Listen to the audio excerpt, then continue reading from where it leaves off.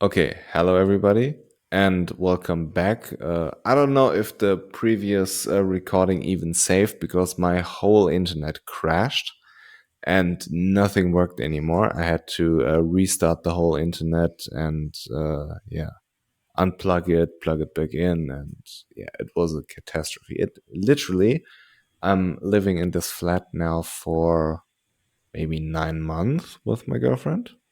It never happened. Never. I mean, it was like the worst timing ever.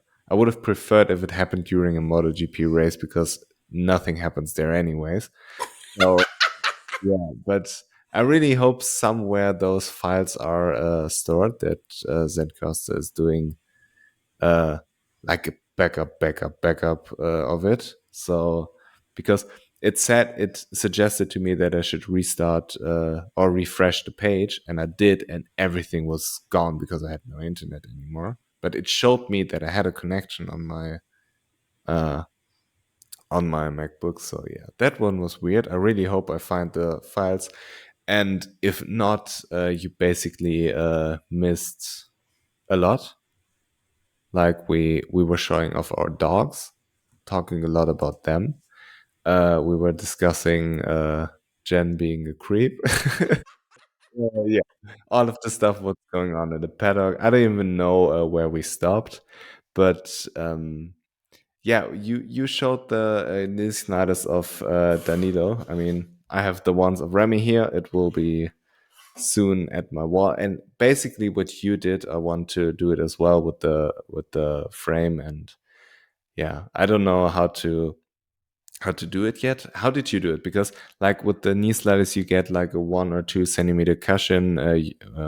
You need to have because the knee slider is obviously bigger than a piece of paper. So how did you do yours? Well, we should really. My friend Claudio has a whole collection, so he's probably embarrassed that I'm showing my shitty one. But I have pins in there, like push pins, just holding it in there basically. And then that right there is a piece of his suit that's autographed. Nice. I'm like Silence of the Lambs over here. But this, I won that in a contest. I did not like get that. I was wondering, how did you get that? Like, was he ripping it off his suit or cut it with the scissors or what? No, so was it in 2018 or 2019? Revit, he's a Revit Racing. That's the kind he wears. To get into some of their hospitalities overseas, they would make these bracelets, and I entered this contest for someone that had been at the UK round, and I won it. I couldn't believe it. So yeah, it's just a piece of his suit, and then it's stamped on the inside with Revit Racing, and he signed it. So I just got lucky, and I guess it was just an old promotional item, basically. But I was like, it does make you sit here and wonder, because, you got the knee slider. How much stuff? I mean, where is all this stuff sitting, this used stuff, is what I want to know. Because Yeah, I'd take it off their hands. like especially helmets. When you have Yes. when you have, for example, Darren Binder crashing 30 times a season, and I know for a fact every time you crash in a helmet, they put it in the trash, or not the trash, put it somewhere. I don't know where. We need to find out. Not that I want the Darren Binder helmet, but like a different helmet. I would take most of them, and they have to go somewhere. I mean, Remy told me that the helmets he crashed in, he has some kind of a wall he puts them up, and when we went to his workshop, he had all of his levers hanging there and some of his old bikes, and like when he won the championship, the front part of the bike just the carbon thing. I don't know what's it called, where The the front numbers on. fairings. The Yeah, the front front fairing. Yeah. fairings, right? He had this one, so I guess a lot of riders have stuff like this with their ladders, with their helmets. But like when you crash 30 times a season, something eventually you're running out of space. It's like Valentino Rossi with all of his trophies. Like, where is he putting it? So Exactly. I think that about the World Superbike guys. Like the second weekend I watched, I was like, what are they doing with 3 trophies a weekend? Well, I don't know if they get a trophy for the sprint, but it's like out of control. I don't know. We have to ask Alvaro Bautista, I guess, because, Yeah, or like Johnny Ray, he has to have like a whole warehouse of them. Like, you know, the exactly. SpongeBob episode where he have all the trophies in his house, and Patrick opens the door and all the trophies come out. Do you know it? I don't know it, but this is how I picture Ray and Bautista's Yeah, and Valentino Rossi's yeah, houses to be. yeah. Especially now with the car racing, he Oh, has yeah. a lot more trophies now. Yeah, it's got to be out of control. I really hope he'll be racing at the Nürburgring at the 24-hour race someday, because like the Nürburgring has the big track, the Nordschleife. You know about it? Well, didn't he do Nuremberg Ring last year or no? No, I don't know, but if he did, it was just a GP track, and I Okay. don't like the GP track. It's shitty. It's like where the Formula One races were. Like the Nordschleife is the place you want to be, but it's yeah, it's a rough track, you know. I mean, you have like a meter, maybe if you're lucky, 2 or 3 meters until the barrier.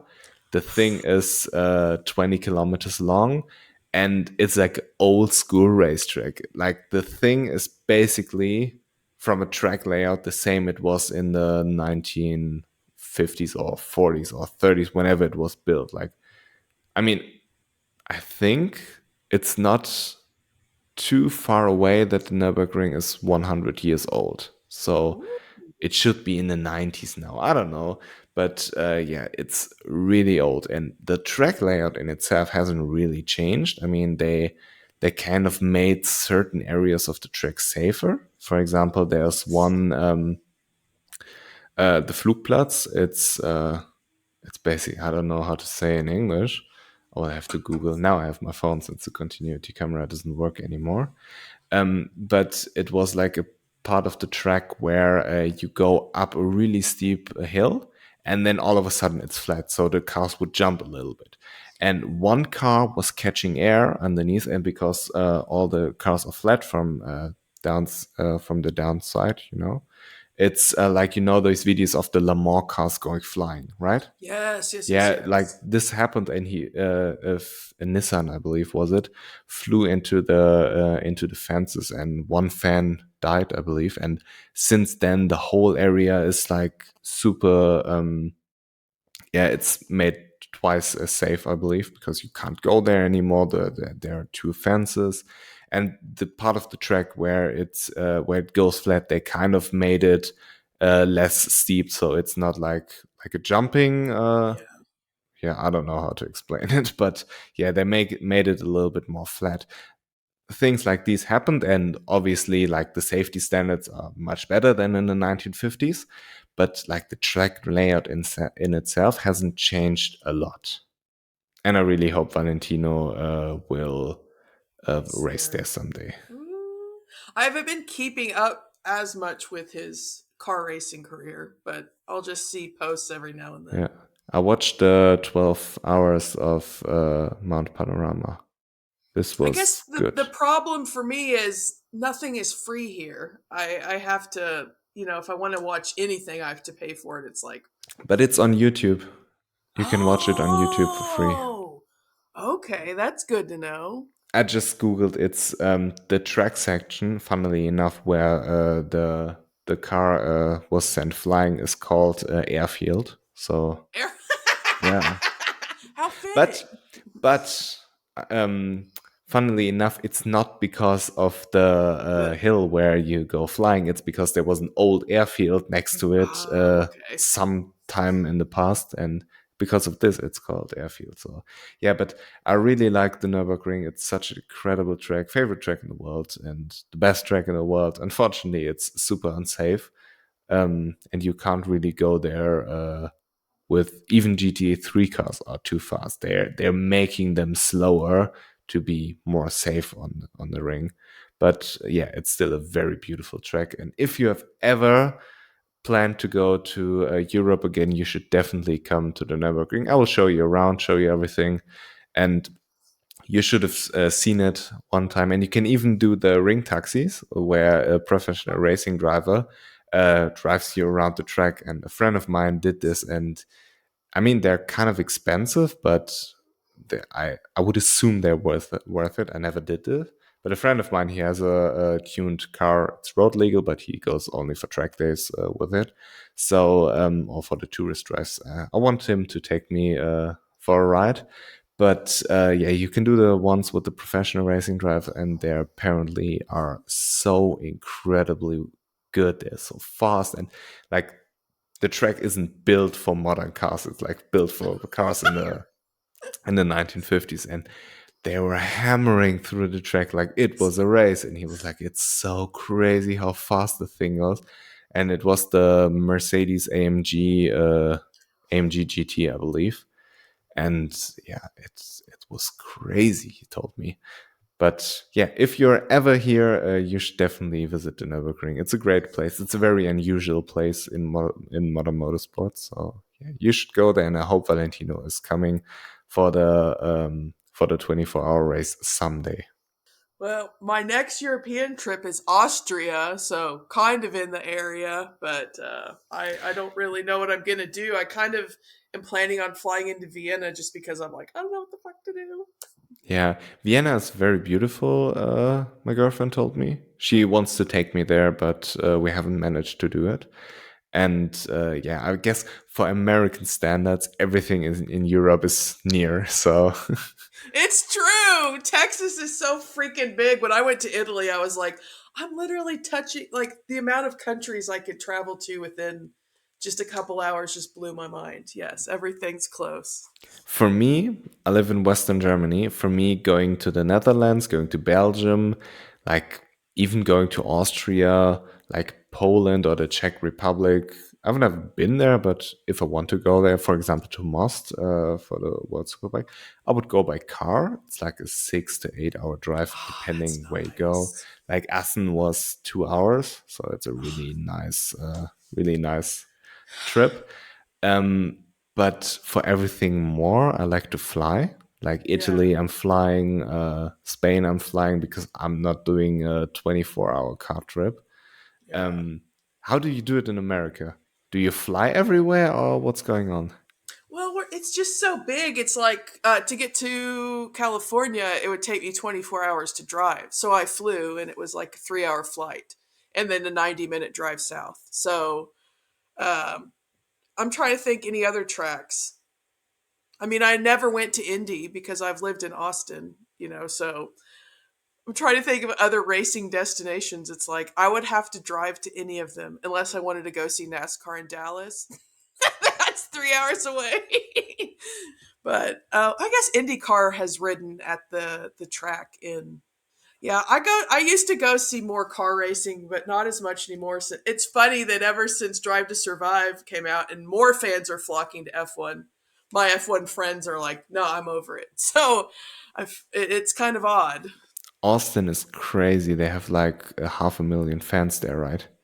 Yeah, I mean, it's unreal. I mean, it can take hours to get in and out of there. That's not for me. I would Yeah, like MotoGP to get to that popularity, but then again, it's like, I kind of like it being a little bit of a secret. yeah. I like MotoGP being more of a niche sport. But I want them to do a healthy good, like not like an extreme good like Formula One is doing, because they're charging whatever the fuck they want for ticket prices, and people are just buying it. They get 500,000 fans for like €500 or $500 a ticket, I would assume. And Yes. it's absolutely crazy that a normal person can't even afford it anymore, because it's like a whole vacation when you go with like, if me and my girlfriend want to go to an F1 race, we are with everything more of €1,000 are gone. Like we went to Spa because she got tickets gifted from her mom to her birthday, and then because of COVID, it didn't happen or whatsoever. I don't know. And yeah, then we went in 2021 to the worst F1 race in the history of Formula One, where they had two Was laps it behind the really? safety car. We were Yes. freezing the entire day. It was like in August, but it was like 8 degrees or whatever, raining all the time, super windy. It was horrible. The tickets, I believe they cost like 350 or whatsoever, and they were just and they had the categories bronze, silver, and gold. And the bronze tickets were like the all access on the green hills where you can just stand there and watch. Yeah. Bronze, silver, I'm sorry, were like small grandstands, and the gold ones were like the good ones, like Eau Rouge or the first corner. What's it called? I can't remember. But yeah, or like the last chicane, the bus stop chicane, those were the goals, I believe. And yeah, if you want to go there and over a weekend, you have to pay for accommodation, traveling, all of this. It's like way over €1,000 for two person, and it's crazy. And for World SBK, we paid like for the whole weekend $70. We went there by car and at Nice. $70 per person. Yeah. But we also slept in the car, so we put a mattress in the van and then slept in the back of the van. It was like okay for one night, but Yeah. I maybe would have done it for a second night, but not longer. So yeah, I feel like you get more value for your money because like Yeah. my Formula One experience is the worst ever. I will never go there again. And with MotoGP, it's also very stressful in a sense that you get your seats assigned. For example, they say you are in row B, seat 22 and 23, and they could be the worst seats in the house, but you can't go anywhere because they're assigned to you. And if it's rather full, you can't just change it. I mean, in Portugal, luckily, we get shitty tickets as well because we always have bad luck with it. But Portugal was so few fans there that we just sat wherever we wanted, and it was nice. But yeah, with World Superbike, I really enjoyed that you could just go wherever the fuck you wanted, sit there. You get all access. You can go to the paddock. You can go in every grandstand, and I feel like it's a very Oh. good series to try out a racetrack. Like if, for example, you have a place like Catalonia where they race in 2 weeks, and you think, okay, I would like to go to Catalonia, but I've never been there before. I would totally recommend going to World SBK Race because you could try everything out. And when you have the perfect seats, then you can order like MotoGP or Formula One tickets because then you know, okay, I'm getting this, and you kind of have a very cool atmosphere where like a few fans are there, but it's not like MotoGP level or Formula One level. And you can try everything out, like from the traveling to the accommodation to where to park and where to go to get some food, where to go to this, to do that. You know, you can do it perfectly on a World Superbike weekend. While on the MotoGP weekend, for example, in Jerez, we had very good tickets at the Curva de Jorge Lorenzo, unfortunately. But yeah, I wanted to have the last corner because it's where all the shit's going on. You could see very well, Yes. but we were very lucky. It wasn't too crowded, but yeah, we had good seats. But we also had experience like in Misano. Um, we were at the Brutapella 2, I believe. It's like turn one, two, three, four, five, six. Those four, five, six corners at the end. Yes.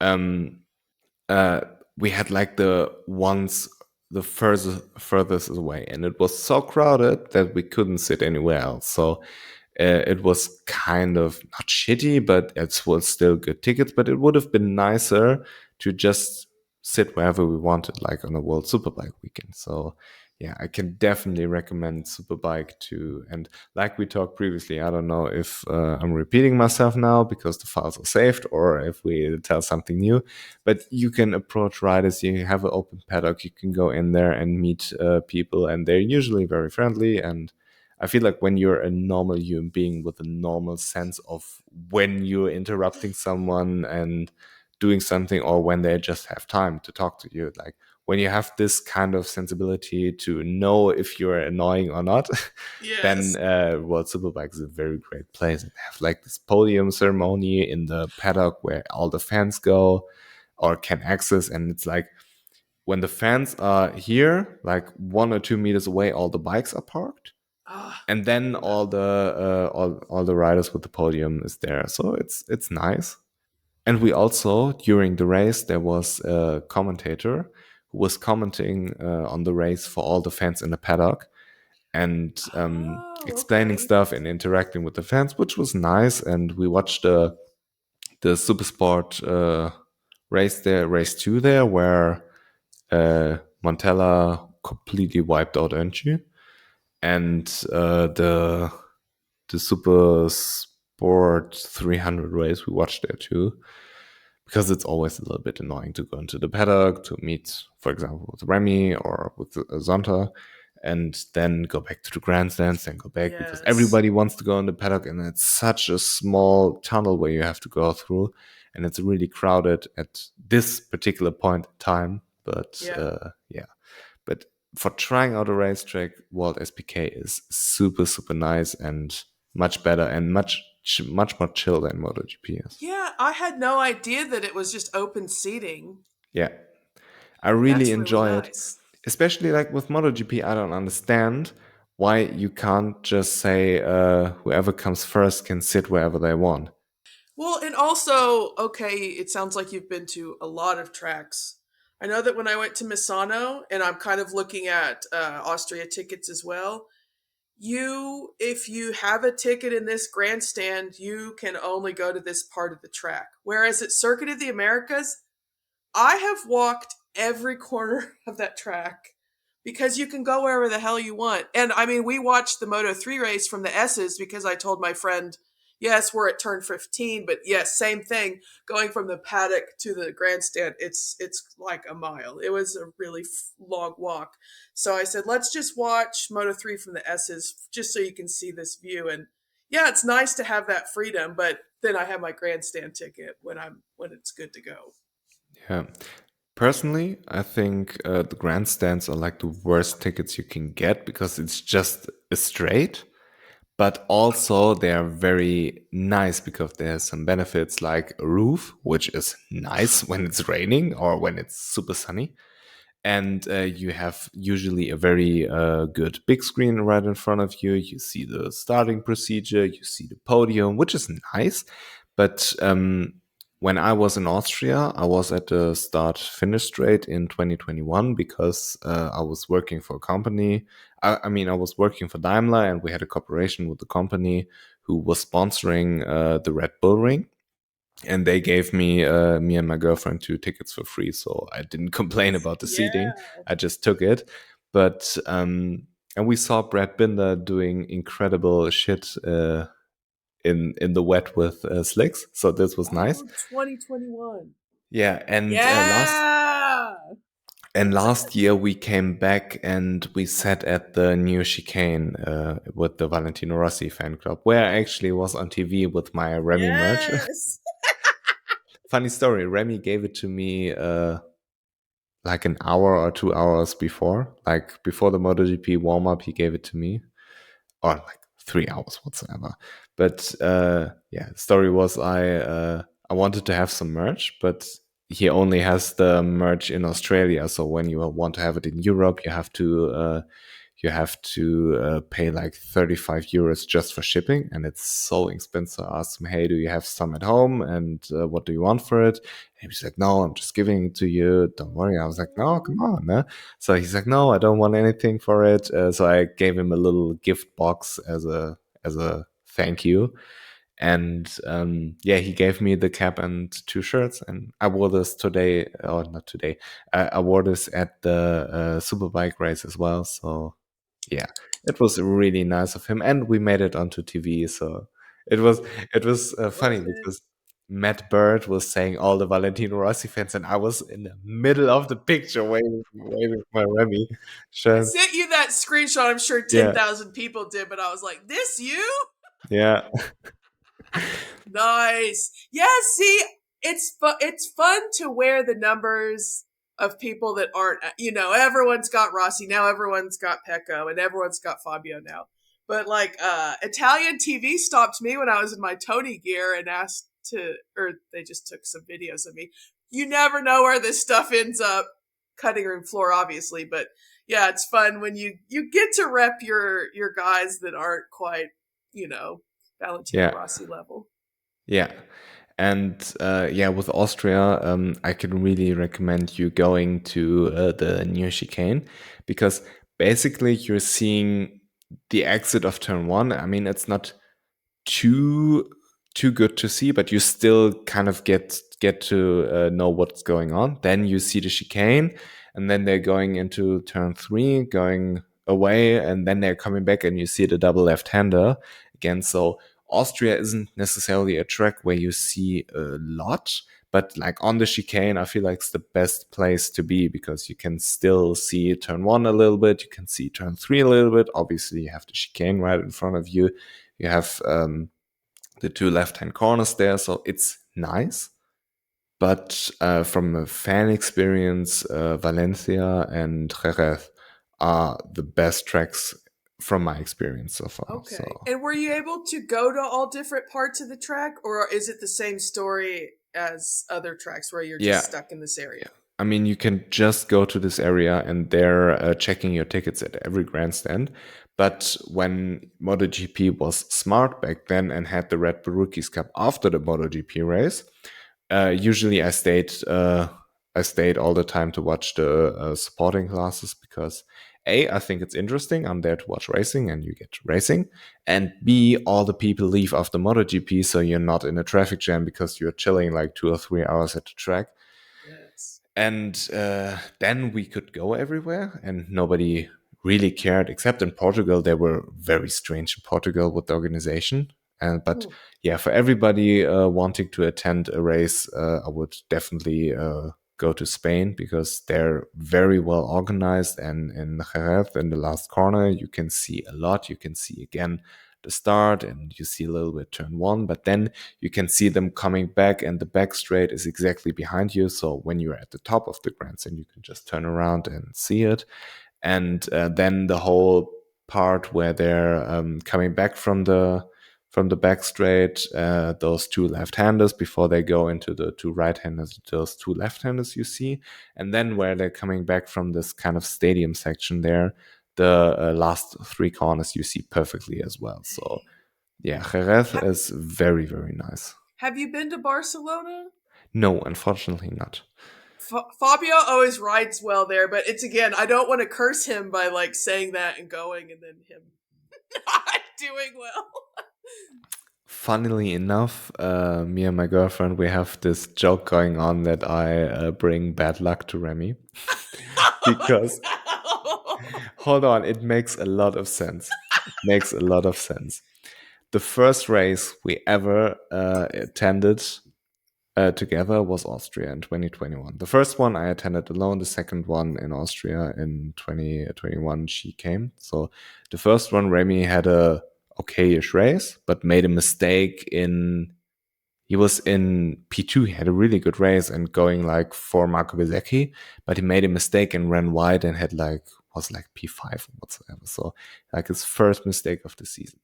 Second race, he had like a bad qualifying, was pushed a little bit wide in the first corner. Raul won the race. He lost very a lot in the championship, and yeah, first thing that happened. Then I go to Misano, and Misano, he had also like a bad race, but unfortunately for Raul, fortunately for Remy, Raul crashed out in the lead, so it ended up being a good race, but like only Remy, it still was like P8 or P7 or whatsoever. Wasn't necessarily a good race. Then Portimao, we went there as well. He broke his ribs, colliding with Marcos Ramirez, and somehow I still don't know how he did it. He won the race, beating Raul. Even Then, with broken ribs? yeah, I don't understand how he did this, but I guess Clara said to him, his girlfriend said to him, "Okay, shut up and drive. Stop bitching around." So Damn! yeah, and he did it. He delivered, and basically laid laid the foundation for his world championship. So then in Valencia, he had a very good race. So like Portugal was kind of weird because A, he had a very good race, but he broke his ribs, and so I don't know. But Damn! the fun stuff is coming now. So then he wins the title. Obviously, in Valencia, had a very good race, and everything's fine. Um, maybe Misano, Portugal, and Valencia was good for him because we didn't meet. In Austria, we met. Then, then we record the podcast in 2022 in January. And he's like, "Hey, do you want to come to Rocco's tomorrow? I'm training there." We were like, "Sure." Then we drove up there, and had a little um, chat with Remy. He was riding motocross, and then broke his hand, landing on the handlebar. He didn't even crash. He just landed on the handlebar and broke his hand. And like 2 weeks later, his first MotoGP test was, so incredibly bad timing for an injury. Oh, damn. Yeah, then he had his rookie season, and in Austria we met again. This was when KTM dropped the news that they won't re-sign him. Oh. And yeah, then we went to Rockles for the Christmas DT. Nothing happened there. He didn't injure himself, so everything's fine. Now we went to Assen, and he invited us into the box before the race. After the warm up, showed us the bike, and we made the picture together. And my hand was on the bike, so me and my girlfriend all the time were joking. I bet his bike breaks down. Fortunately, it didn't, and he ended up with a solid weekend. But yeah, I feel like the correlation of bad stuff happening to Remy in his career, and also in Austria in 22, he crashed. So Oh, yeah, and the God. correlation between bad stuff in Remy's career and me attending a race is pretty big, and it's a little bit concerning. No, maybe it's turning around with his World Yeah, Superbike hopefully. career because you touched the bike. Yeah, We're all hopefully. good. We're all Hopefully. good. Hopefully, I'm trying to manifest it, and I told Clara about it, and she was at the beginning like, "No, you're not bringing that," and now she thinks it's funny too. So she kind of accepted it. No, but like, I hope this is over now, and we only have positive experience now. I'm glad I didn't flew to Australia where he wiped out Dominic Eggert. For real, though. That was some Yamaha and Yamaha violence. And then he Yeah, was sick in the next round. Or was yeah, it yeah, yeah. Thailand? No, Indonesia. Indonesia. Yeah. Indonesia. Oh, Yeah, dang. so I think it's funny how we both found our way to World SBK with our favorite riders. You with Petrucci, me with Remy, being there. So it had to be nice that he was in Moto Moto America America. last year, right? It was freaking awesome and like a dream come true. And I thought people were sending me fake news stories because, I mean, he was like my favorite of favorites. And yes, it was awesome. And then things turned really quickly. I feel like he started like he went from everyone loves him, well, I still loved him, to everyone started hating him because of his attitude. I don't know. I think he wasn't used to these kind of janky tracks that weren't as nice. And I mean, obviously, the I don't know, it would be the hospitalities and everything. It was just a much lower class racing than he was used to. I'm not sure. And also, it seemed like he was flying over back and forth between Italy and here. That had to be rough. So I still loved him and was excited and got to go see him ride at Laguna Seca, which it was fucking incredible. I mean, some of the best experiences of my life. Beautiful weather, beautiful people, and seeing him come up over the corkscrew and just send it a few times, unbelievable. So yes, I'm so thankful we had those years. Or year. It was 1 year.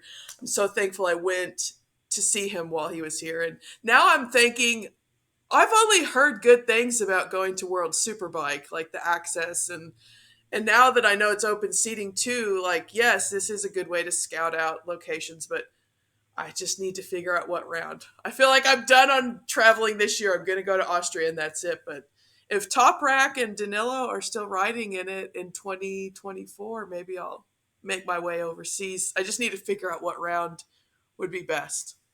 I mean, you could still make the end of the season work somehow. Ah! I'm supposed to go to the UK with a non-moto friend. That's my problem in life. I need more moto friends that want to Yeah, travel with me. I mean, I would like to go to Most. but I don't know if I'll be able to make it. I mean, it's not like that I'm busy, but my girlfriend has a couple of horses and she's doing it on a rather professional level. Oh. And you can't just leave them at home and do nothing with them because it doesn't matter if it's Christmas, it doesn't matter if it's your birthday, it doesn't matter if it's raining, if it's sunny, if MotoGP is on, if whatsoever. On my birthday, I I have my birthday on the 1st of May, and she has a competition there with a horse. So because that's like I'm not even mad, it's Yeah. not too important to me because I'm with my mom anyways, and yeah. But it's like this every time because the horses, they're the priority, obviously, because you just can't leave them there. So yeah, it's always tricky to do something, but I mean, I try to support her as much as I can, and I love that she's doing the sport, and I really, I'm trying to understand it as much as possible, and I'm really liking it. I mean, as long as she's riding, because at the end of the day, I don't necessarily care too much about others. But Yes. yeah, because of this, it's very difficult to go to a lot of races. So Yeah, I say that, man. If I lived in Europe, I would be. They would be saying, "There's that crazy bitch with the horns," because I would be in every round possible.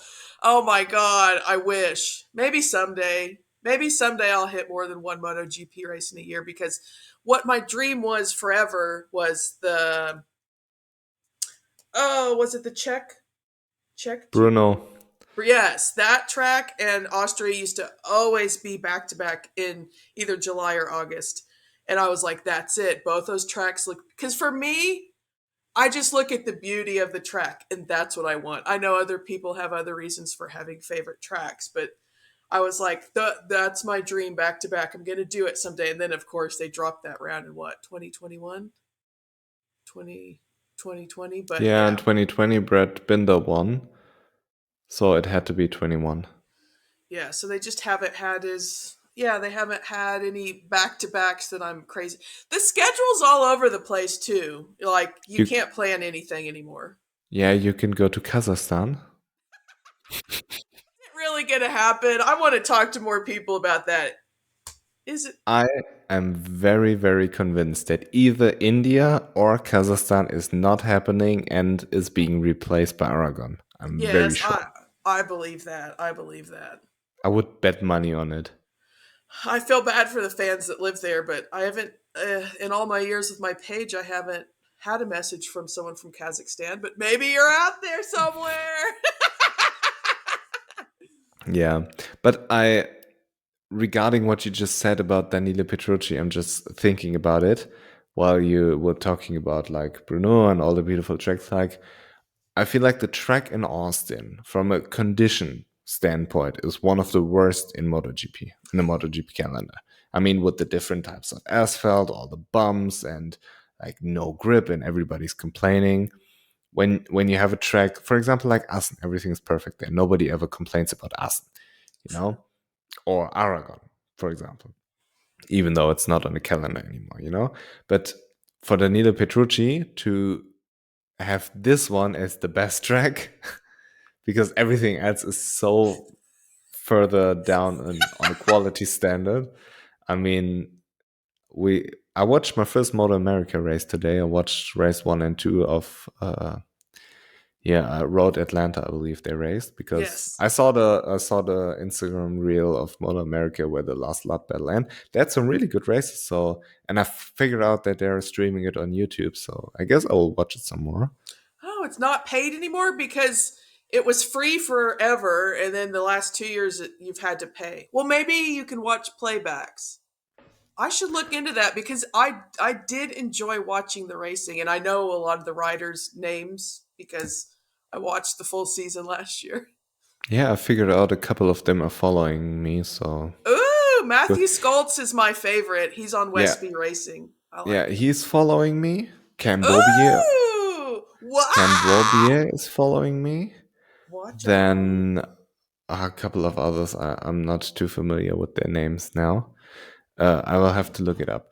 And you know this the broadcaster lady, the one with the red hairs, and she's Hannah. together. She's married to the one who Kyle won. Wyman. Yeah, yeah. Those two are following me too. I found out today. What? She was at Coda this year, and I was like, oh, "It's Hannah." See, I'm too much of a fangirl to be make. You're talking about having conversations with people, and I'm just too much like, oh, "It's Hannah." How was it when you met Tony? Because I feel like your energy with Tony, they kind of match. Yes, I was being a little over the top and extra because I just felt comfortable with him, and I was just chattering on about, I tried to find you when I was in Italy, and he was like, well, you've got me now. And then I was like, oh my God. And then my friend was being really insistent, like, let's take a group photo, let's take a group photo. And I was like, okay. And Tony said, maybe she wants me to herself. And I was like, yes, that's why I'm laughing in all my photos. I have like 55 chins because I'm just laughing. I don't know. Yeah, he's very high energy and I'm very high energy, so it was a nice meeting to talk to him on Thursday when it was chill. Okay, quick rundown. Yes, tell me all your famous follows. Corey Alexander. I'm not familiar. You know who would know all of these? Everything Motor Racing Yeah, because of course. But he's the Max master. Flinders isn't following me. This is really annoying. Oh, come on. So yeah, Hannah Loper apparently. Yes. Yep. Nola Lampkin. Nolan Lampkin. Not He's racing familiar. Motor America. Cam Peterson. Yes. Others. Kyle Wyman. Nice. James Rispoli. The name sounds familiar. Is that a racer or is that an announcer? No, James Rispoli. He's racing for the Braggers. Okay. Yeah, I don't know. I'm getting into Modern America. I can't have too many things that I'm watching. And he's not racing in Modern America, but Max Toth, he's riding for the American racing team in the European Championship Moto 2. Oh, So okay. basically, it's Spanish Nice. championship. Yeah. So yeah. You got a bunch of blue check marks following you? Yeah, I'm trying. You're like, no big deal. Frankie's My following me. He liked one of the posts I saw the other day, and I was like, Franco Morbidelli liked this post. He even DM'd me after Argentina. He was because I tagged him in my memes, and he was like, man with a couple of laughing smileys. So that was cool. I love him. Yeah, I he's love so Franco. cool. He is so freaking cool. Yeah. I For love example, Franco. I would He's so love to fun. meet him. This would be worth buying a paddock pass, like meeting him, or I would love to talk to Alonso Lopez or Manu Gonzalez. Like, I would Manu really. Gonzalez was, I mean, these people are everywhere. You need to, well, I know Austin's a shithole, but you should come to Austin and get a paddock pass because you could have, I saw Alonso all weekend. Yeah, I saw all these guys all weekend. You could do it. You should do it. Yeah, Although no one likes Austin, but but also, no, I mean, Austin, I feel like is a cool track, but it would be so much of an effort for me to go there because I would have to fly from here to America, which is like 6 hours or 8 hour flight. or more, And yeah. I'm not doing this for a weekend. So I have to stay there for like 3 weeks or something. Then you have to have accommodation for 3 weeks and all of this stuff. And you know, when I'm going to America, I want to have the full program. I want to be firing guns. I want to I want to do all No! the shit that is It's illegal here. yes, it's so I don't know why I'm so embarrassed when all the writers come here and they go, I'm like, man, if I want to meet up with everyone, I just got to go to the range. That's the swanky it's called the range in Austin. It's the swanky gun range in my neighborhood pretty much, but yeah, it's like everyone comes here and it's because it's illegal where you are. Yeah, it's the Okay. same.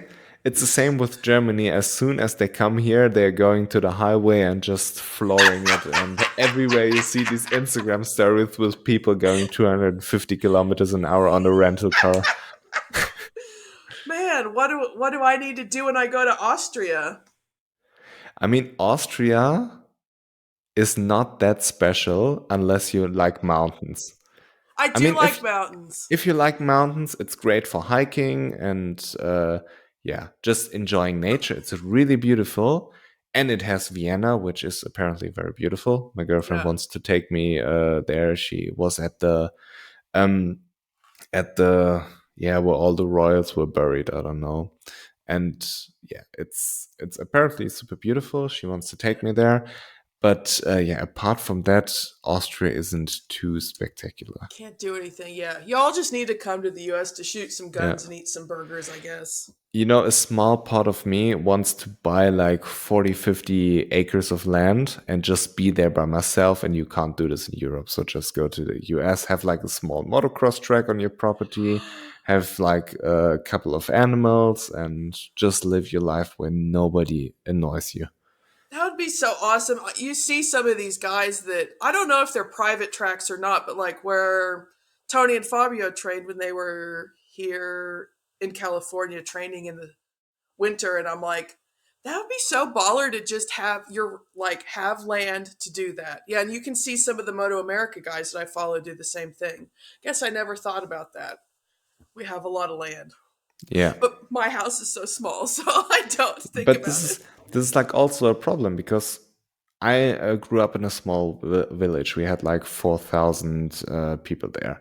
But in a matter of like half an hour, I'm in one of the biggest cities in Germany. So, and I mean, we have Bonn there. This is the capital city of Western Germany back then. And now again, it's Berlin. So, yeah, we have this, we have Cologne, we have Düsseldorf, we have Frankfurt not too far away. It's like a 2 hour drive or whatsoever. Yes. And like we discussed earlier, like if you want to go to California, for example, to watch Laguna Seca or go to the Indy, you know, it's so far away. And how long do you drive from Austin to like to Dallas? That would be 3.5 hours. That's three and a Yeah, half hours north. that's like the next biggest city, right? Yeah, San Antonio's 90 minutes south, and Houston's like 3 hours. What is that, east? So I'd say, yeah, Dallas and Houston are both about 3.5, 3 hours in opposite Yeah, directions. imagine needing to drive like 3 hours to the next biggest city, you know? I can't even think of what's outside of that. Oklahoma City is like 6 hours away. Ugh, but who wants Yeah, to go but there? what do you want in Oklahoma City? Yeah.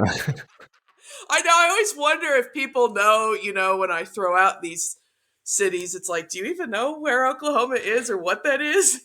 I mean, I feel like in Europe, we have a much better understanding on what's going on in America than Americans having an understanding on what's going on in Europe.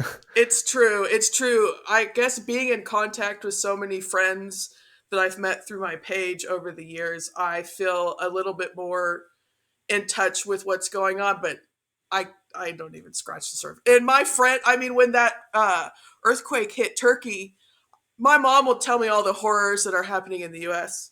And because she watches, whatever on TV, that I was like, but did you hear what happened in Turkey? No, she didn't. Do you know how many people died? It's For like, it's just a different world over here. yeah, Different for most perspectives. Americans, turkey is probably just the animal they eat on Thanksgiving. God, that's so embarrassing.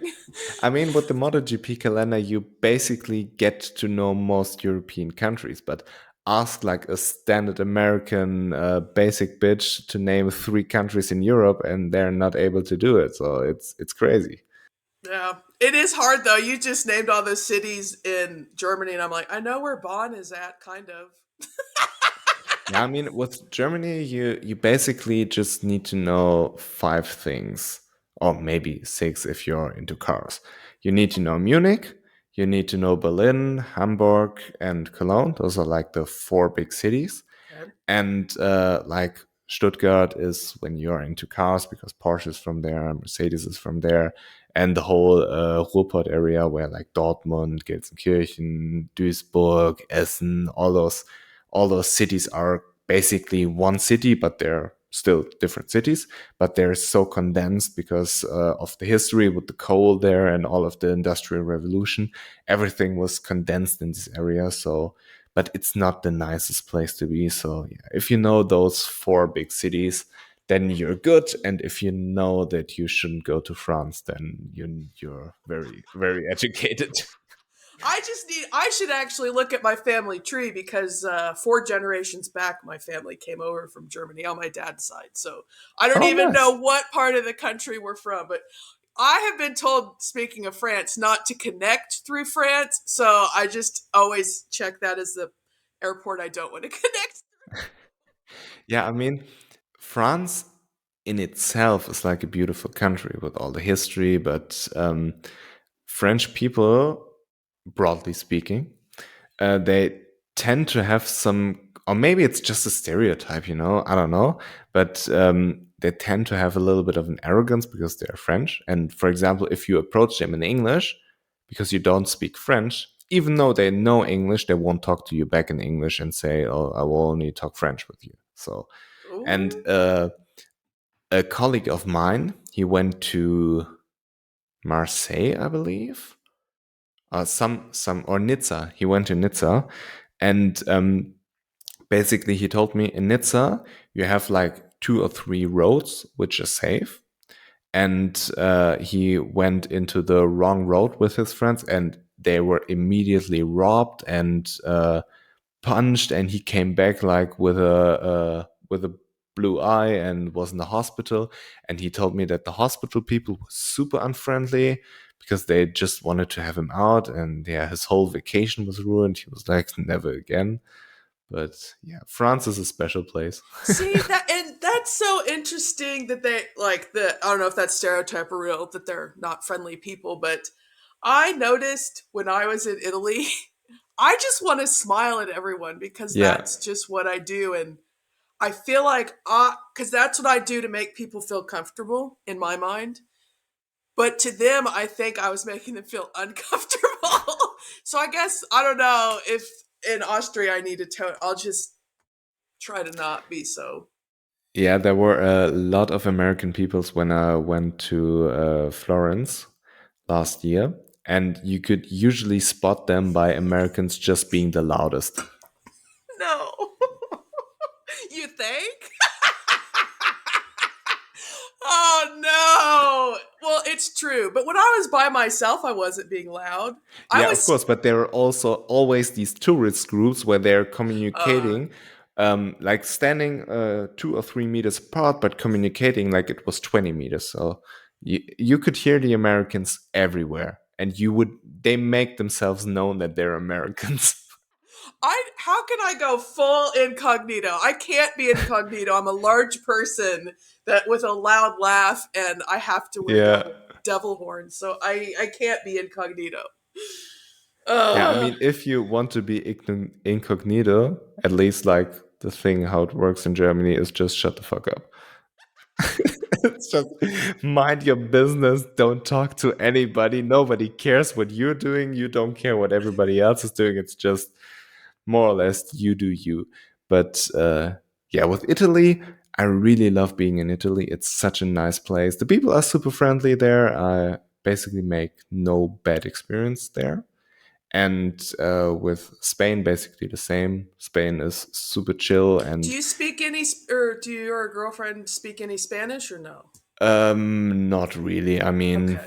I basic didn't know if Spanish that I had means in school, but yeah. it's not too good. But I feel like Spain is the cultivated version, or like the more cultivated version of Italy. Italy is more like those two countries are pretty similar, I feel like. But Italy is like a bit more raw. Spain is a little bit more cultivated. So, Okay. for example, in Spain, usually the people speak very good English. When you want to have something, um, you can communicate with them. The whole infrastructure is a little bit better than in Italy. So, but Italy is a very nice place. I love to be it, and it has like some kind of a charm that it's the way it is. So, I Yeah. really love being there. It's so amazing, and yeah, Spain as well. Portugal was cool as well, even though they couldn't organize a GP by any means. Yeah, that I kind of mean, put me off your experience with the track. if you know what you're expecting, then it's Yeah. cool. If you know what you need to do, but if you don't know, then you're in for a bad treat. But for example, we had a rental car. We went to the track, and in Spain, for example, Parking is free everywhere. You can just park and go to the track. It's super nice. And you have people telling you, okay, park there, then go to the track. And um, it was super nice. In Portugal, we came to the track and the police officer told us, oh, where's your parking ticket? I'm like, I have no parking ticket. I have a MotoGP ticket. And he's like, yeah, you need to go to the city and buy your parking ticket. Then we go back to the city where obviously there's huge traffic jam because it's the middle of the fucking city and everybody's going there to buy this stupid parking ticket, which was sold in a museum. And there was a line What? of 200 people getting this parking ticket. And obviously, you can't park there because everybody's there. So, Yeah. yeah, it was horrible. Then go back to the track, park there, walk to the grandstands, and then they're checking your bags. And you can't bring drinks, you can't bring food, you can't bring your camera because for safety reasons, because somebody could throw their camera on track, for example. Yeah, it's so stupid. This sounds even more strict than Circuit of the Americas. We can at least Yeah, bring cameras. We just can't bring anything else. like guns. I can't bring my guns and I can't bring my camera. No. Yeah. No, but for example, with the food, it was okayish because we just ate it then and went in. But if you have an expensive camera, you need to go all the way back to your car and put it back into your car. And it was like in 2021 at the end of the year in Portugal. So there weren't a lot of people there because it was they were substituting an Asian race, I believe. And basically we were alone in a 25 to 30 meter radius on the grandstand. There were some other people here and there, but basically nobody was there. It was obviously on the outside with the wind blowing, but still you had those stupid safety officers running around and telling everybody that they need to put the mask on. So we were, yeah, it's There's no one incredibly around? stupid. And basically, the whole process was we put our mask on, the dude walks by, we put it back off. Then he comes back, say, hey, put your mask on. We're like, yep. And then he walks back, we put it back off. It was like this 10 Damn. times, and everybody did it. So it was super stupid. And luckily, we were by car there because they had this great idea, which wasn't this great at all, to have a lot of shuttle buses there, which is in itself it's a good idea. So, Yeah. but they had a way too many people for the shuttle buses they brought. So there were so many people just standing there waiting on their bus to get out, and the buses were full getting out, and they had to wait there for so long. So yeah, if you know what you're up to in Portugal, it's a beautiful track. And you can work your way around the organization. And for example, with the food, I don't know if it's still the same or if it's just some kind of COVID rule or whatsoever. I don't know. But yeah, you can work around it. But personally, I would rather go to Spain because Spain is super convenient. You just Yeah. go to the track by car. They say park here, then you walk into the onto the track and basically enjoy your life there, and then you Yeah. go back. Because, yeah, for me, I'm looking at places where it's easy for me to fly into and use public transportation to get to. And it's like, I want to go to Magello, but how the hell do I get there? Yeah. I So, mean, a rental car makes your life a lot easier with racetracks because they're usually pretty far away from any civilization. yeah, true. I just got lucky with Misano because everything was walking distance. Yeah, Misano was great. But with Misano, yeah, we the parking situation wasn't necessarily the best when we were there. But apart from that, everything was fine. Misano was also a very, very nice race. Yeah. We'll see where I end up in the future after Austria, Yeah. if I survive Austria. Austria is a bit tricky with accommodation because they have this camping space there, but all the hotels in the radius there are super expensive. So you have to basically have a rental car and then go to Airbnb, which is further away. But yeah. Also, you can sleep in the car if you're if you're pretty greedy. I'm not. I need a shower. Yeah. I mean, it's okay for one night, but it's rough. I'm in it for all three. We'll get it. And I think it's a Moto E weekend as well, so it'll be long days. Yeah, but I don't know how they're doing this with the supporting classes now because they said that they want to have the MotoGP at the end Oh. of each Who day. is So Moto E gonna race really? Look, I won't yeah, look at yeah, my because phone. the Rookies Cup in Portugal, the Rookies Cup race 2 was like 8 a.m. on the Sunday, or it was super early. Yeah. Huh. I'll have to look into it then. Hope I don't. Yeah, I need to look into that because Moto E, I love it. Yeah, but if you need any advice or whatsoever, please feel free to contact me.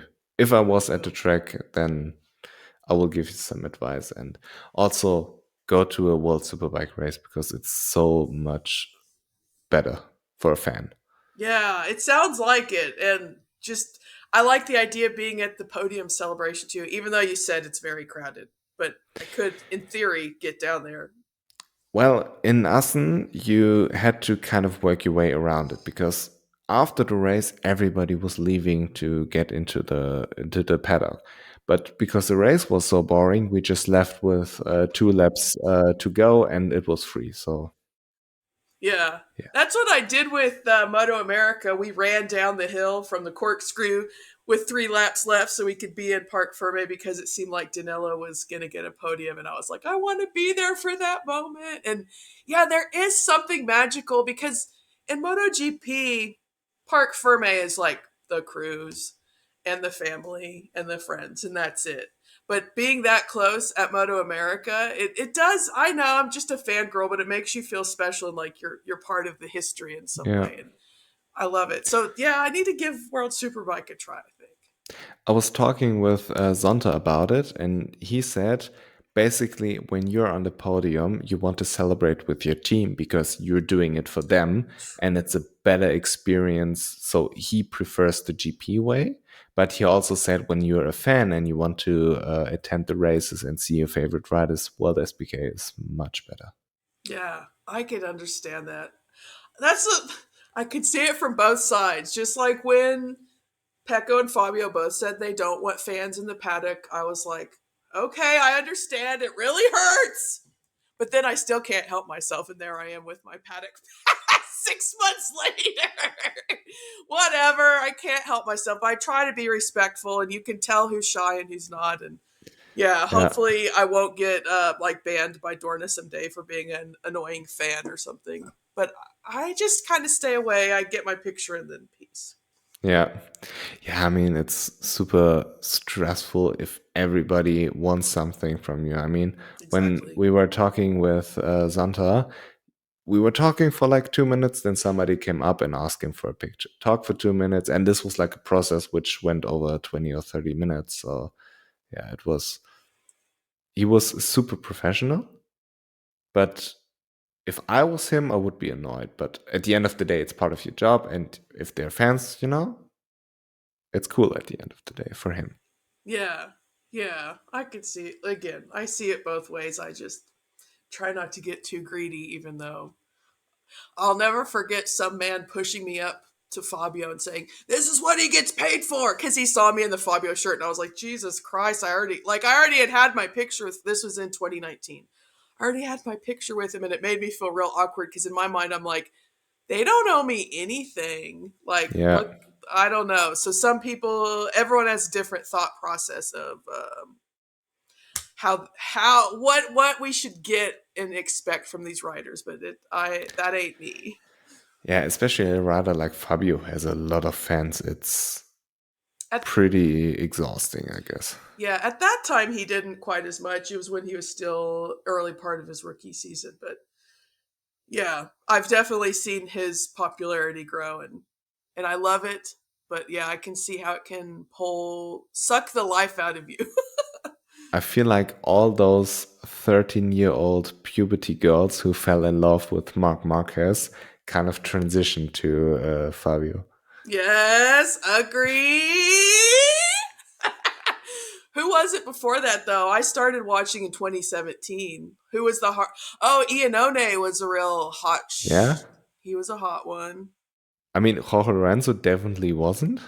I was like, he had his fangirls though.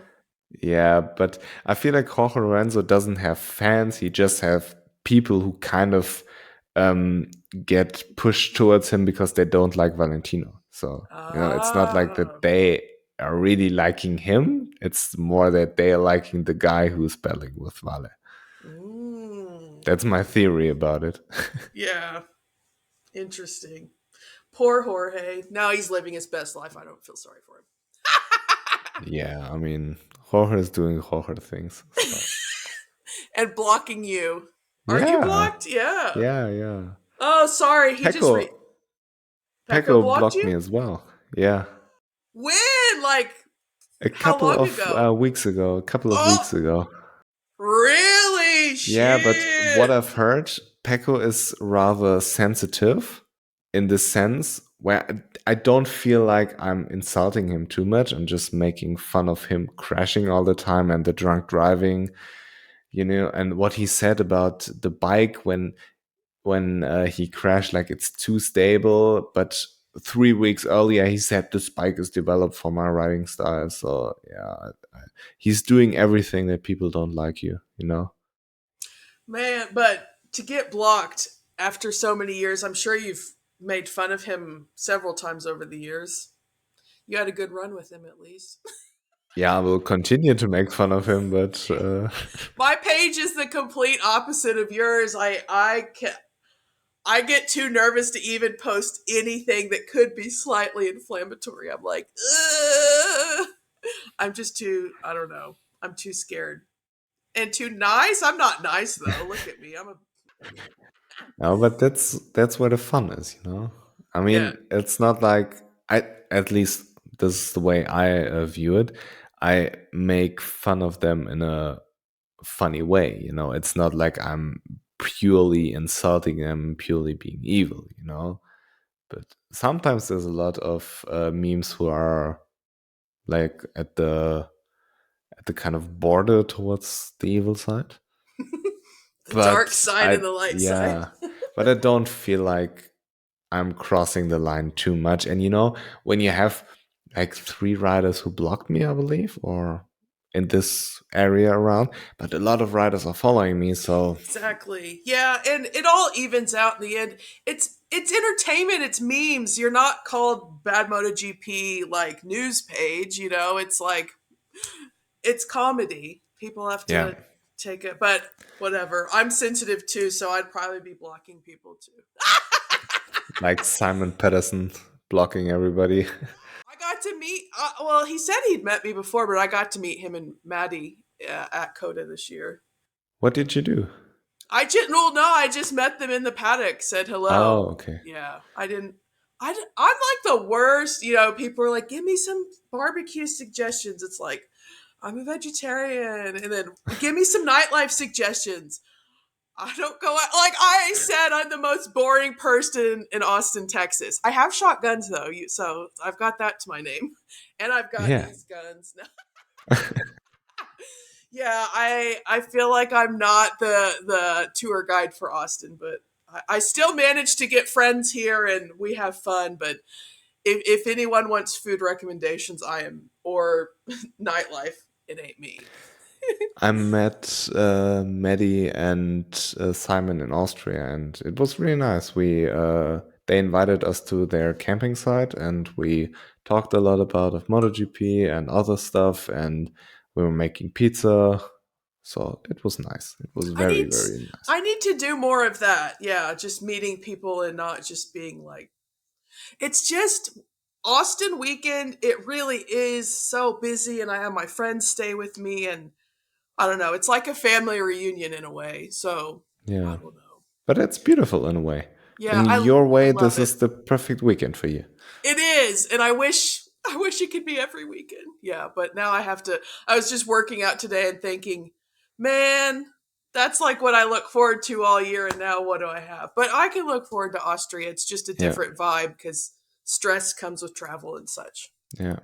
But also, if it would be every weekend, it wouldn't be special anymore. And that's the This is beauty true. of it.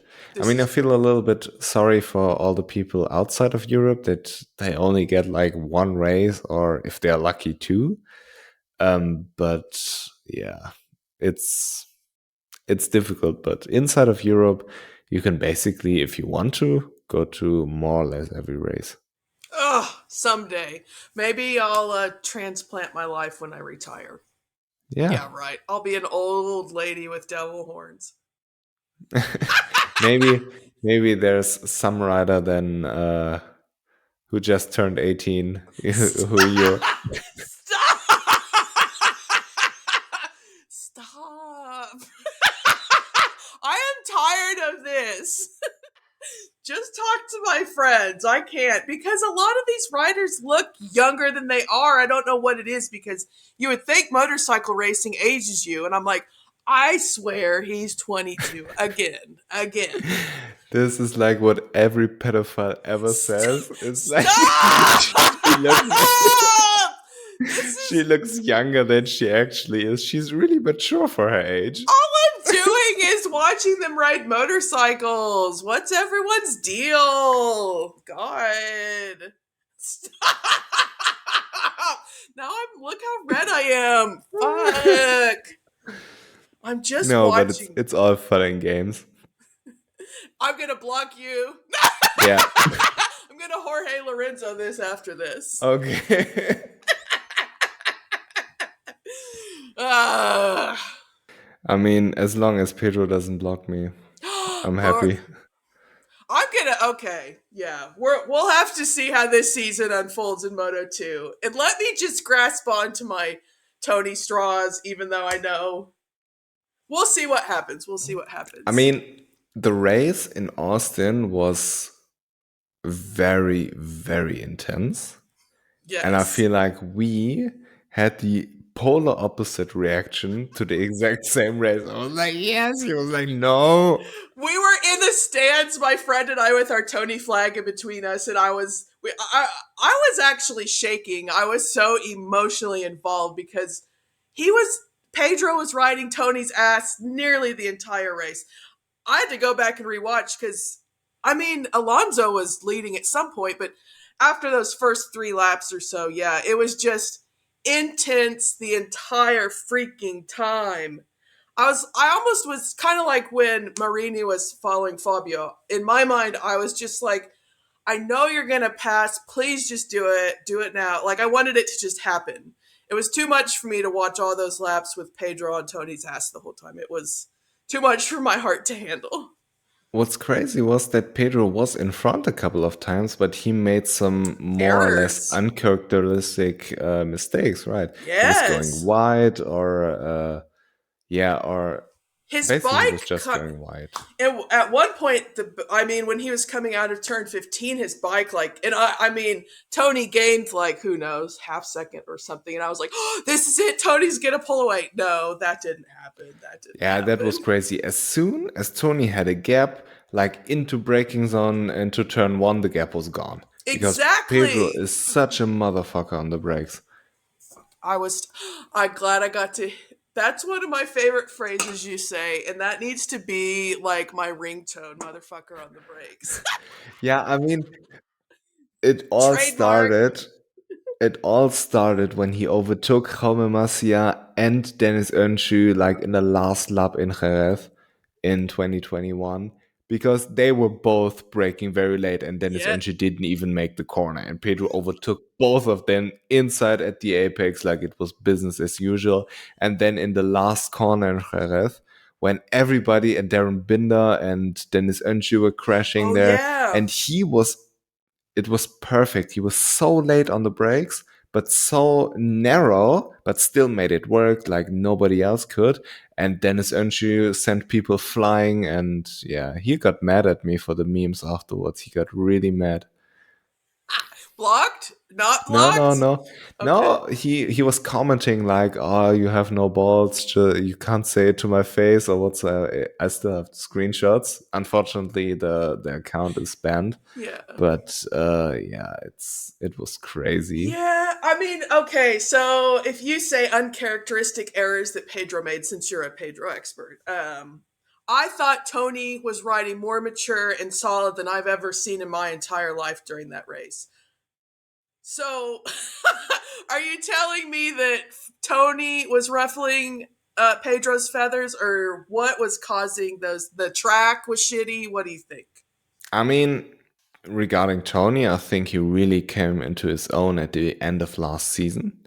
And I feel like he's doing a very good job of taking the experience he has, taking the package he has, and maximizing it. Yeah. While Pedro is like the more talented rider, and I feel like the more skilled rider, who has the best team on the grid with Red Bull KTM Yes. IO. Yes. It's like a cheat code to have them. And right now, I feel like they're more or less level headed. But then again, we had some bad tracks for Pedro. I mean, he isn't necessarily good in the rain, which is unfortunate. And Tony is super strong in the rain. Yes. And Kota isn't also the best track for Pedro. So I Oh. think it was more of a case that Pedro was totally at his limit, while Tony knew, okay, I have to push, I have to, and he wanted, but he didn't want to do anything stupid. So he was Yes. still very, both of them were very calm and collected, but still at the limit, but not over it. And that was beautiful to watch. But I Yes. feel like it was more of a way where Tony is good at his track. He won there last year too. Yeah. And Pedro isn't necessarily as good. So it evened out. But I think Portimao, like Pedro's favorite track, he was smoking everybody. And Yes. I could see this happening like in the European rounds more, where you saw him last year doing great races. I mean, in Jerez, it was shitty. He crashed, unfortunately. But in Le Mans, he did a great race until he crashed. And then in Mugello, he won. So, yeah, he had a bit of a bumpy rookie season.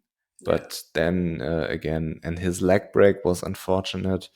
But yeah, I feel like in Europe you will see who's really the top dog there. But I feel like Tony Abolino has like the experience side, a little bit like Remy versus Raul. Raul was this incredibly talented rider Yes. in his rookie season. Crazy, so crazy. When you consider how much Pedro struggled, it was so crazy what Raul did. Um, and Remy was more mature, had the experience on his side, and it played out into his favor at the end of the season. Yeah. But yeah, Pedro then again has more experience than Raul, and I think from a talent perspective is better. So yeah, I honestly I don't see a way how, if anything doesn't result in maybe an injury or like mechanical failures and all of this stuff. But like from a riding perspective, I see nobody beating Pedro. But I will I. say that Tony has the best shot at it because Tony is very, very good and he has some kind of a cool pace and cool personality to him that he can handle it, you know? Yeah. And I mean, I was also excited about, Alonso Lopez and Aaron Canet. It's like I've been a fan of Canet since his Moto 3 days, and Moto 2 has just been pretty frustrating being a Canet fan. It's like, Yeah. I know we can't talk about that because But the memes are good. the memes are good. So we'll see. I guess I'm putting all my eggs in the Tony basket, even though I'm a fan of a lot of people in Moto 2. But I don't know, Pedro. I don't know why I can't get on that train. I just can't. Of course I know he's a talent, but For me, it's not like just that he's a talent, but also he has this perfect balance between doing epic shit and being super likable. So, for yeah, example, when he had his first race in Doha, he finished second. Then he won from the pit lane. Then he played with Dennis Foggia in Portimao and won in Jerez, where he was doing epic shit. And then in Le Mans, he crashed but picked the bike up and still overtook everybody. So, Yeah. and then it kind of evened out more, where I feel like the pressure of the championship got to him a little bit more. Yeah. But towards the end of the season, he was doing epic shit again. But you remember the scene in Portimao where he was waving to Dennis Foggia? I don't remember that. If I saw it, I It don't was remember. like after free practice, they were both looking at each other, and Pedro was like waving. So yeah, and races like in Austin where Pedro is just doing Pedro stuff. So Yeah. it's nice, I and he mean, has of this. course, I cheer for all of them when he's dancing afterwards. It's like, yes, of course, I love it. It's just, it's stressful to watch one of my favorites be vying for first in that, like, against the best guy on the grid. It's like, why? Why, Yeah, why, why, why, why, why? yeah, and Pedro is super friendly. I mean, when I met him at Rocco's last year in Barcelona, and I asked Remy if he could take a picture of me and Pedro. And then Remy told him that I run BadMotoGP. I was like, oh, yeah, I'm seeing all your memes. And I was like, yeah, but you don't follow me. And he was like, no, I don't. I was, no. And he pulled out his phone and looked it up and just followed me then. So I kind of forced him to follow me. So that one time I caught one of your post sprint race discussions, was that after Yeah, the IG Argentina? lives. He hopped in there, and I was like, Yeah. I was excited for y'all. Yeah. uh, This is when I was a little bit starstruck. So for a moment, I forgot to speak how to speak English. I was like, "Oh my god, Pedro's here!" I love it. I love it because in the end, we are all fans. Yeah, yeah. But I feel like when you get to know the rider behind it, it's Yes. when you have like a personal connection to him, it's different. For example, with Remy, I mean, before I met him, it was just another rider, you know. I mean, I knew who he was, but it wasn't necessarily that I really cared about anybody more, you know, because it was just they were just riders. You only see them with the visor down, but when you Yes. meet the human behind it, you get a real different perspective on how things are going, how much they're sacrificing. I mean, what he told me about his whole upcoming when he went to Spain at a very young age, all the struggles he endured, and then seeing him win a world championship is so much better than just people winning world championships because Yeah. every year there are 3 world champions. But when you know the story behind it, it's really special and it makes for a great it makes for a great season. So I was never was I so happy as when Remy won the championship because and in the race, me and my girlfriend we were in Valencia, and in Valencia you can see the whole track, you can see everything from turn one to the last corner, and only the start finish straight you can't see. So we were following the pack, and you know this meme with the orangutans where it's like where Remy, right? I Yes. mean, yeah, yeah. I mean, Yes. it Yes. was exactly like this because we were only following him. Like, and then when Sam Lowe's was there and other people, um, they were overtaking each other. I was like, "Don't fuck it up, please, don't fuck it up." And then at the beginning of the race, there was this red flag because somebody crashed and spilled oil, and it was so nerve wracking because you just knew what he had to go through, and you knew how yeah, how kind he was to us. So Yeah. then seeing him win was such a beautiful feeling, and we were so happy. We were like cheering and yeah, like hugging each other, jumping around, and other people were probably thinking, "What the fuck is happening?" But yeah, it was really really nice, and Yes. like this feeling, I kind of got this feeling in 2009 watching Valentino beat Jorge in Catalonia, but those feelings are very rare when you're like, okay, this has to work out, and when it works out, you're so ecstatic, whatever, Ecstatic.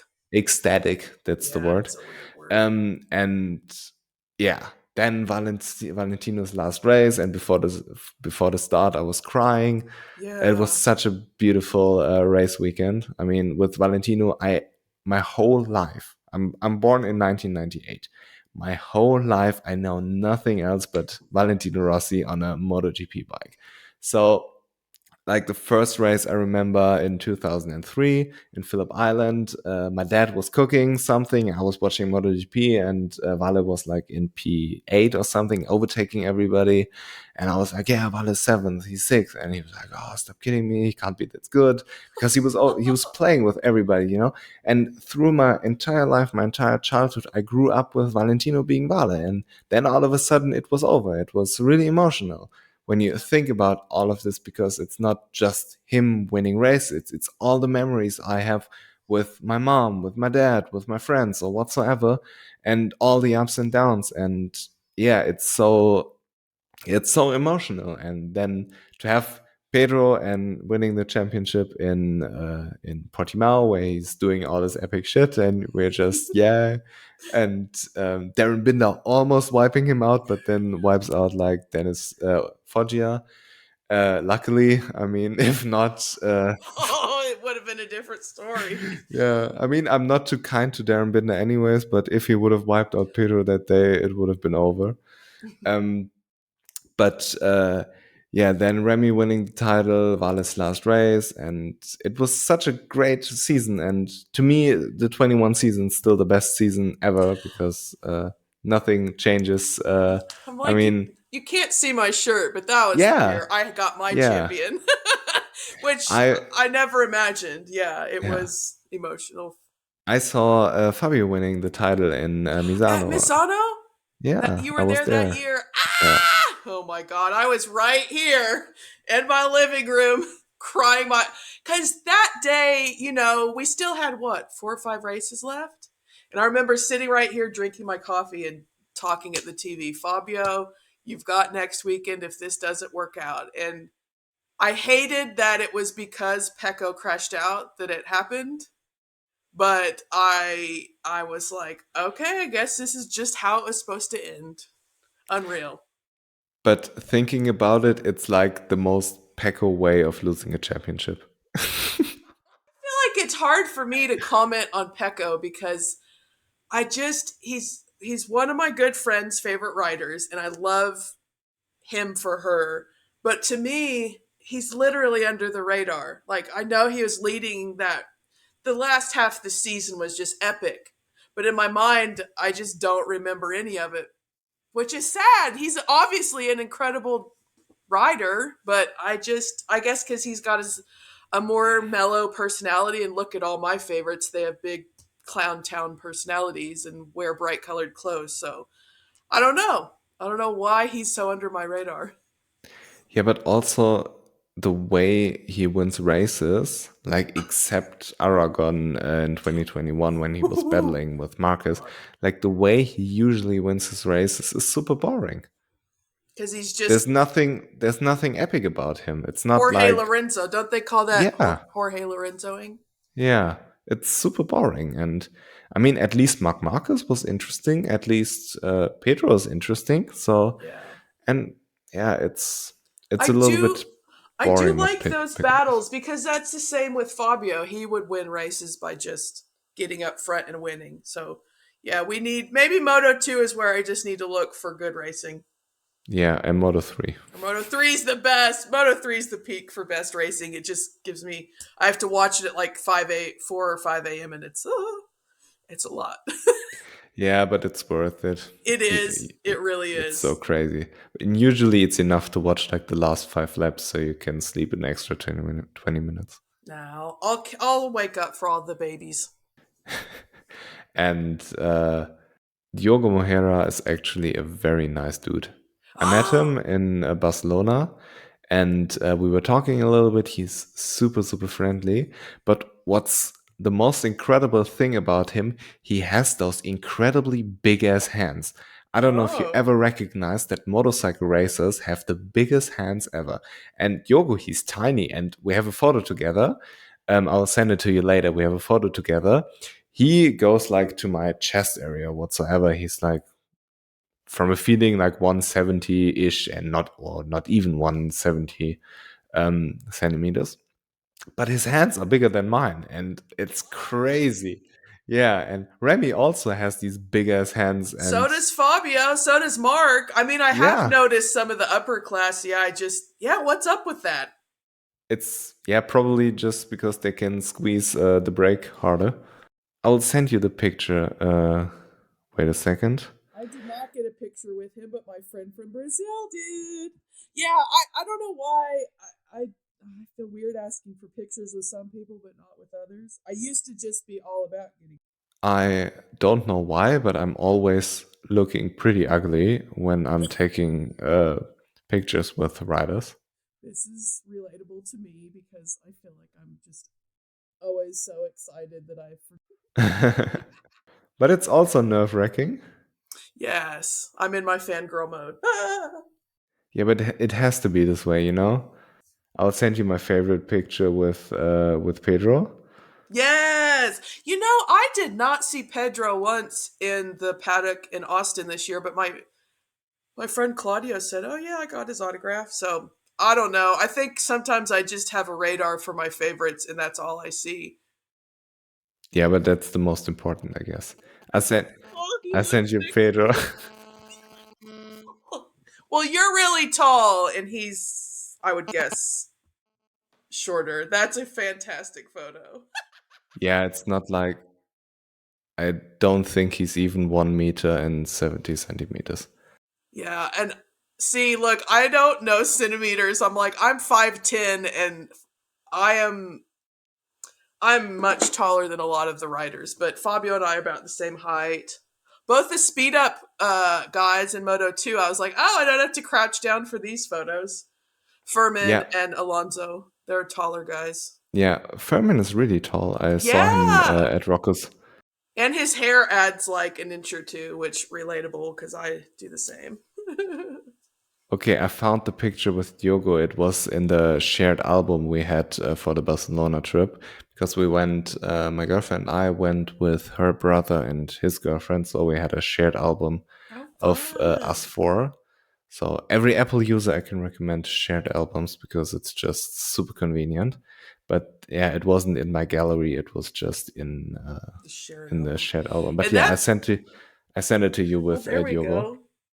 He's a little bit His taller than. hand is huge. It's huge, right? What? It looks like a mannequin hand is. What the heck? I don't know what is going on there. That does Yeah, not look like it belongs to this man. but it's actually as big as my hand. Yeah. What I the mean, hell? in feet, I'm 6'4", Okay. so I'm pretty tall, Yeah. and I don't feel like my hands are too big, but like His hands are as usually, big. it's huge. What the hell? Now I'm going to be on hand watch with everyone. Probably a theory is when they were growing and racing motorcycles, their hands were so overstimulated that they just grew bigger because, like, when you get all the growth hormone in your face where you're growing, and all of a sudden your hands are so much more used than normal. I Yeah. could imagine. I'm not a doctor. I don't know that they just grow bigger. That's weird to think about because, yeah, Mark is a small guy and he's got humongous hands. Weird. Yeah, Very weird. Someone needs to study this. yeah. Some Anyone doctor. out there in college? Yeah. It can be your thesis. Motorcycle racer hands. Freaky. You know, we're not asking for pictures. We're just comparing hand sizes. Hey, bro, can I just? Yeah. I would get escorted out of the paddock. I can't do shit like that. You gotta say no homo first, and then you can touch hands. Yes. Sorry, now I'm off the rails. I'm a loud American. Oh my Yeah, god, shit. people in Italy would know you. Oh, if I could just get a silencer on my voice. Like the ones they put in an exhaust. Yes, or in a gun, I guess is what I was thinking. Yeah. Oh no, I'm from Texas. No. Yeah, something you can screw over your mouth. I will say when I was in the crowd, so Friday I went solo to the track at Misano, and I'm rowdy. I want to be like, wow, loud. And no one was doing that, so I just kind of went with the crowd and just kept it quiet. And then the next day I met with my friend and I said, is it okay if I scream during the race or stand up? And she's like, I don't know. I think I didn't want to embarrass her, so I kept it under wraps pretty well. The crowd got a little spicy when Jack Miller wrecked because everyone thought it was Pecco. The man next to me was like, again, again. I don't know, and I was like, no, it's Miller. It's not. It's not Pecco. But then Pecco crashed. Last year, didn't it was him versus Bastianini? Remember? That Oh, was I a thought you were okay. talking about this year. I'm sorry. No, Because Jack Miller crashed this year again. no, this was at Misano. But yes, Oh, Jack Miller did crash this year. I thought, okay. I thought you were talking about Austin this No. year, but you were talking about Misano last year. Austin, I was being a loud American because all the loud Americans were with me. Yeah. In Misano, it was okay to be loud when Vale was passing. So everybody at the grandstands was shouting Vale. Oh, I And love that. We were yeah, in the Yamaha stand, so we're in the doldrums. yeah. But apart from that, everybody was shutting the fuck up. Yeah, man. Okay, I guess I have to do that when I'm in Austria too. Yeah. But it's not like my But favorites are going to be up front. Zarco and Jorge might. I don't know. remember when Fabio overtook Jack Miller it was right in front of us, and the whole grandstand went nuts. That's It was awesome. like the only interesting thing that Of the happened. entire race, yeah. I'm like, ooh, that gives me chills. But yeah, Yeah. sometimes we have to feel those moments because yeah, it'll be a really boring ass race. I made the video of the overtake when with the UFC commentators with Joe Rogan and Daniel Cormier. Do you know those reaction videos when somebody gets knocked out and they're completely losing their mind? I feel like I've seen still frame memes where they're like, Yeah, but I don't know about. I'll have to look up your. What race yeah. was it?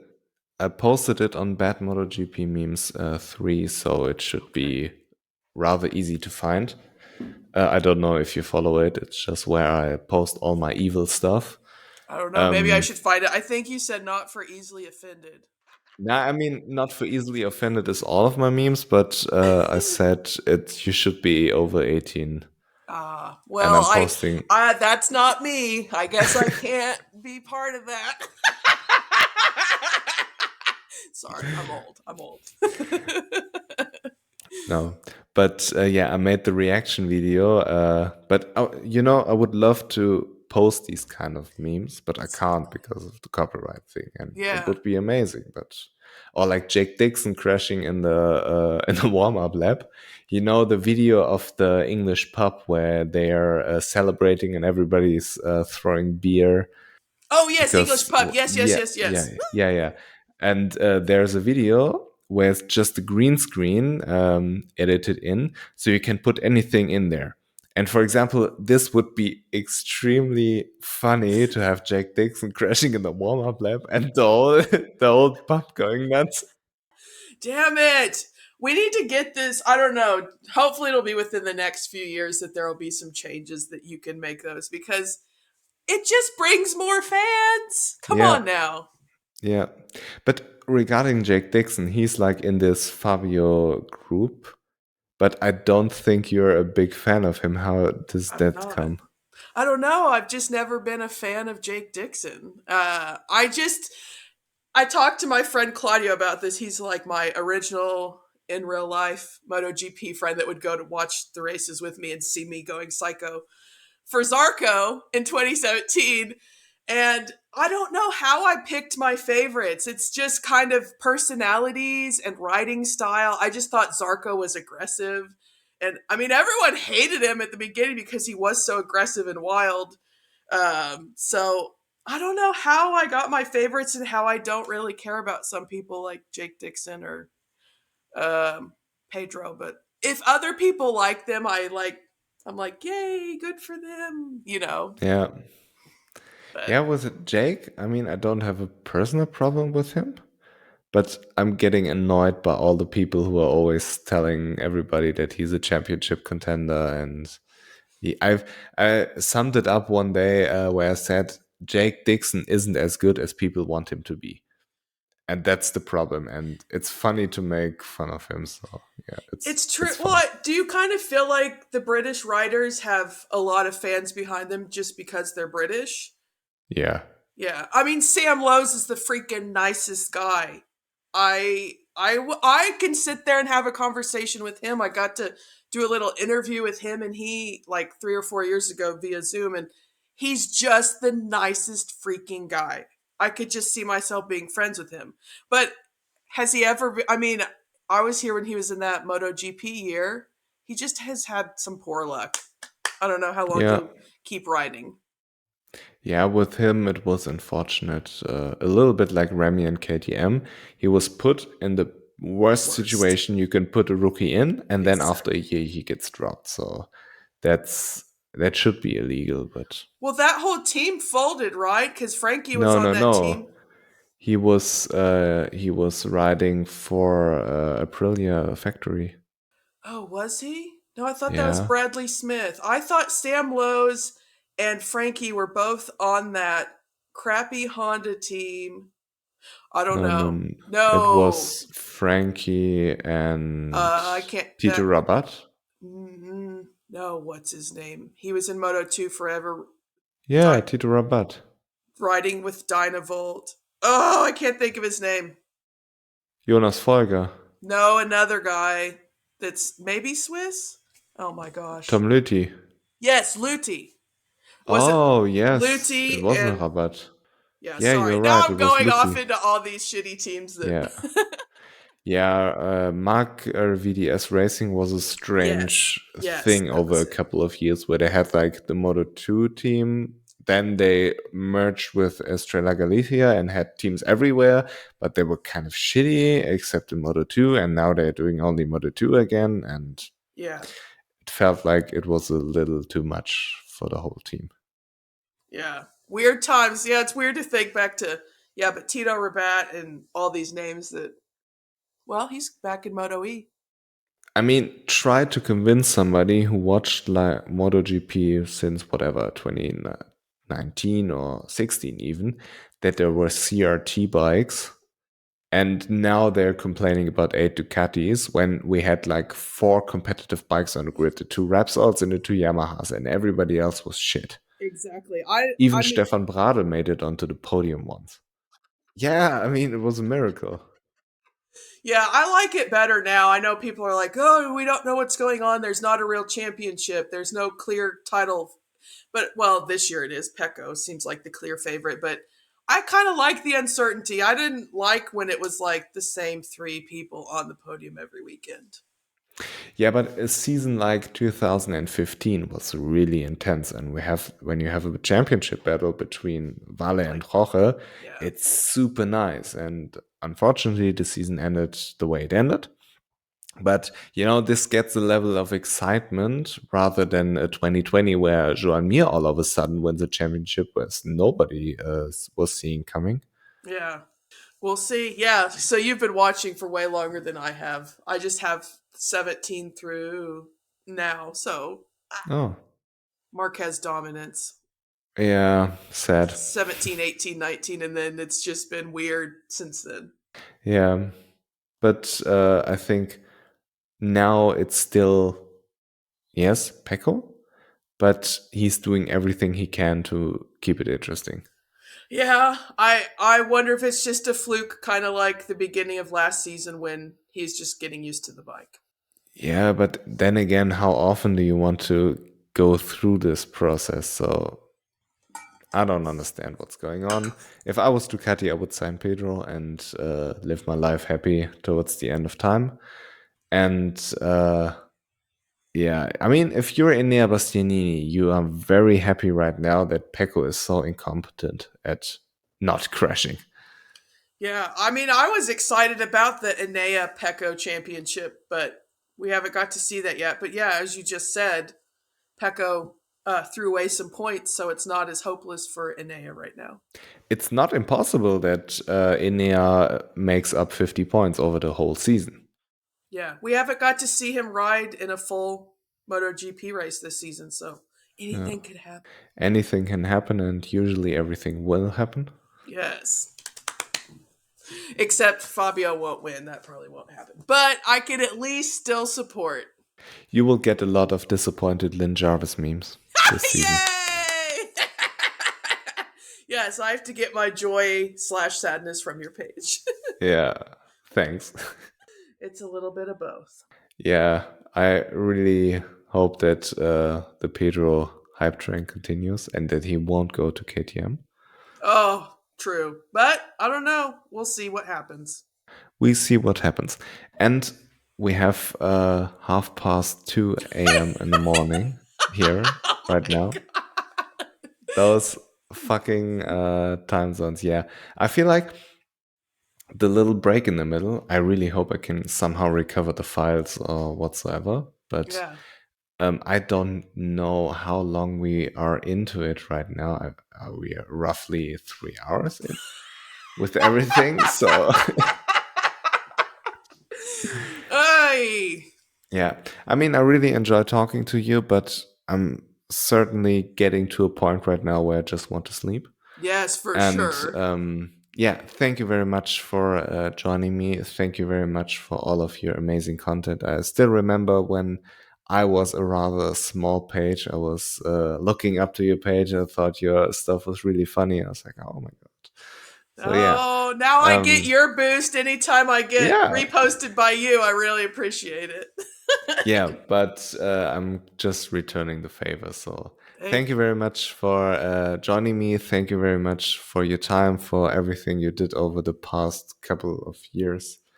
And hopefully you won't get banned for being in the paddock. Yes, hopefully, fingers crossed. Yeah, hopefully with the new I forgot. You know, it's It's in the like middle of the night. it's like What's his C position? C Chief commercial. marketing officer or something. Yeah, I believe it's CCO, Chief Commercial Officer. This dude from the NBA, you know. Hopefully with him a lot changes and we can have some video memes. I Yes, don't get why you can't just post like 1 minute clips or whatsoever. But yeah, thank you very much. I yes, really look forward to the European races, even though I must say I really enjoy those primetime races in Europe. Like when I feel like Austin was a little bit too late, but Argentina was nice, where you had like a couple of hours time difference, but it was evening, everything was said and done, and you could just live your life, watch MotoGP, and then go to bed. That yeah, was nice. living the life. Yeah, you have to get up earlier for the European rounds, right? Yeah, usually 4 a.m. or 5 a.m. for Moto 3. I'm a That's crazy one. I know, but yeah, it's okay. We'll wait for the flyaways. That's when I get prime time. yeah, nice. That's when I get the 5 a.m. Okay, so thank you very much for joining me again. And everybody who doesn't know, please check out GPsillies. It's GPsillies in one word, or is there like a dot or an underscore? One word. Okay, one word, GPsillies. Thank you. Thank you very much, and goodbye. Bye.